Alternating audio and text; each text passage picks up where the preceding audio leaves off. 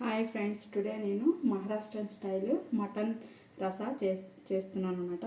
దానికోసం నేను ఒక 1/2 కిలో మటన్ తీసుకున్నాను. ఈ 1/2 కిలో మటన్ నీట్గా కడిగేసి అందులో కొంచెం పసుపు, కొంచెం సాల్ట్ వేసి దీన్ని కుక్కర్లో ఒక 5 to 6 విజిల్స్ వచ్చేలాగా మనం కొంచెం వాటర్ పోసుకొని, రసం కాబట్టి ఇది లిక్విడ్గానే ఉంటుంది కర్రీ. దీన్ని వైట్ రైస్తో కానీ చపాతీతో కానీ తినొచ్చు అనమాట. ఒక 5 to 6 విజిల్స్ వచ్చేలాగా దీన్ని ఉడకబెట్టుకోవాలన్నమాట.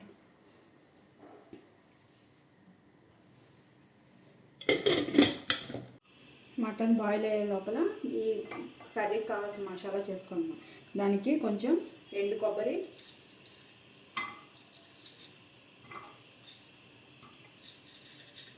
దాల్చిన చెక్క,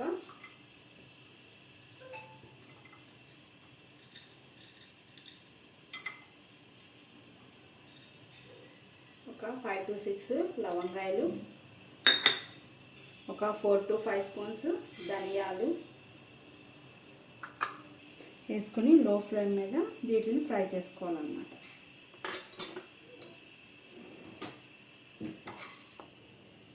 ఇది ఫ్రై అయిపోయిన తర్వాత ఇందులో లాస్ట్లో కొంచెం 1 స్పూన్ జీలకర్ర కూడా వేసి కొంచెంసేపు ఫ్రై చేసుకోవాలి. మంచి స్మెల్ వస్తుంది మసాలా ఫ్రై అయ్యేటప్పుడు. అలా స్మెల్ వచ్చిన తర్వాత దీన్ని పక్కన పెట్టేసుకోవాలి. నేను పక్కన పెట్టేసుకొని ఇదే స్టవ్ మీద ఒక ఆనియన్, ఒక మీడియం సైజు ఆనియన్ తీసుకొని దీన్ని కాల్చుకోవాలన్నమాట. ఇలా ఉల్లిపాయ కాల్చుకొని వేసుకుంటే చాలా టేస్ట్ వస్తుంది. ఈ కర్రీ మనము చపాతీతో కానీ లేకపోతే వైట్ రైస్తో కానీ బాగుంటుంది అన్నమాట.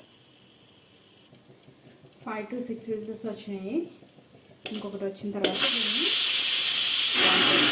ఉంచేసి ఆనియన్ కూడా చూడండి ఏ విధంగా ఫ్రై అయిందో.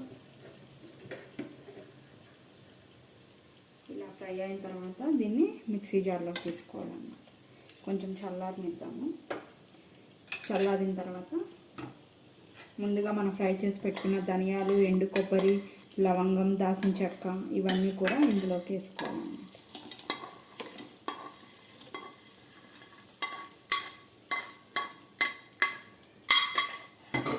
అండ్ కొత్తిమీర కూడా నీట్గా కడుక్కొని కట్ చేసుకున్న కొత్తిమీర, అల్లం వెల్లుల్లి అండ్ జీడిపప్పు 2 స్పూన్స్ అండ్ 2 స్పూన్స్ గసగసాలు అన్నమాట. ఇవన్నీ వేసుకుని దీన్ని మెత్తగా పేస్ట్ చేసుకోవాలి. అది విజిల్ దిగిపోయింది. మటన్ మొత్తం ఇలా కుక్ అయిందన్నమాట. ఇప్పుడు మళ్ళీ ఇంకో కుక్కర్ పెట్టుకొని అందులో కర్రీకి సరిపడా ఆయిల్,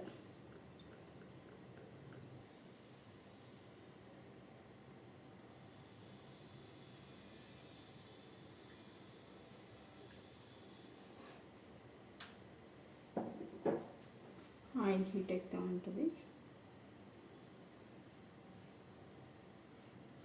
ఆయిల్ హీట్ ఎక్కిన తర్వాత ఇందులో ఒక 2 లవంగాయలు, 2 అనాసపు మొగ్గలు, ఒక బిర్యానీ ఆకు వేసుకోవాలి.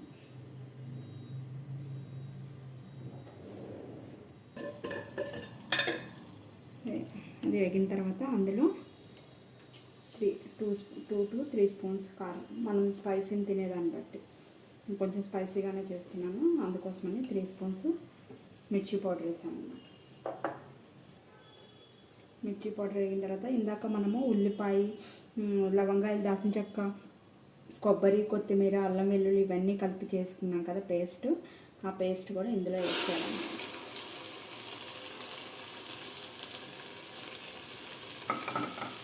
వేసుకుని దీన్ని ఫ్రై చేసుకోవాలి.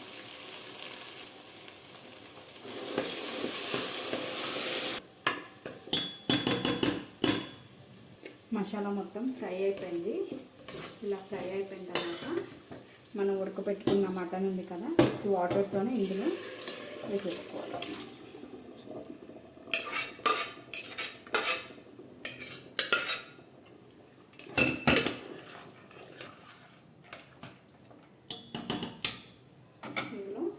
ఆల్రెడీ మటన్ బాయిల్ అయ్యేటప్పుడు కొంచెం సాల్ట్ వేసాం కదా, నేను ఇంకొక హాఫ్ స్పూనే వేస్తున్నాను.